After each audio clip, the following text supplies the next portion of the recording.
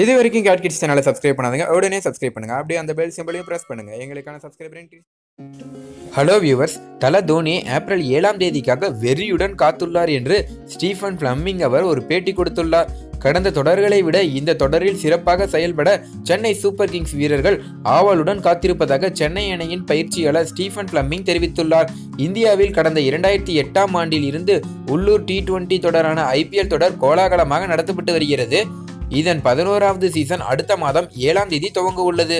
இதில் முதல் தொடரில் இருந்தே பெரும் ரசிகர் பட்டாளத்தை பெற்றிருந்த தோனி தலைமையிலான சென்னை சூப்பர் கிங்ஸ் அணி தனது 2 வருட தடைகாலம் முடிந்து மீண்டும் இந்த தொடரில் ரீஎன்ட்ரி கொடுக்க உள்ளதால் இந்த தொடருக்கு ரசிகர்கள் மத்தியில் பெரும் எதிர்பார்ப்பு உள்ளது. குறிப்பாக தமிழக ரசிகர்கள் மத்தியில் பெரும் எதிர்பார்ப்பு தற்பொழுதே உருவாகிவிட்டது. சென்னை அணியின் பயிற்சியை பார்க்கவே சேப்பாக்கம் மைதானத்தில் ரசிகர்கள் ஆயிரக்கணக்கில் குவிந்து வருகின்றனர். இந்த நிலையில் இந்த தொடர் குறித்து பேசிய சென்னை சூப்பர் கிங்ஸ் அணியின் தலைமை பயிற்சியாளர் ஸ்டீஃபன் ஃபிளமிங் கடந்த தொடர்களை விட இந்த தொடரில் அபாரமாக செயல்பட ஒவ்வொரு வீரரும் காத்துள்ளதாக தெரிவித்துள்ளார். இது குறித்து அவர் கூறியதாவது: CSK முதல் 8 ஆண்டுகள் IPL கிரிக்கெட்டில் செய்து காட்டியதை மீண்டும் செய்து காட்ட விரும்புகிறோம். எனக்கு எதிலும் மாற்றம் இருப்பதாக தெரியவில்லை.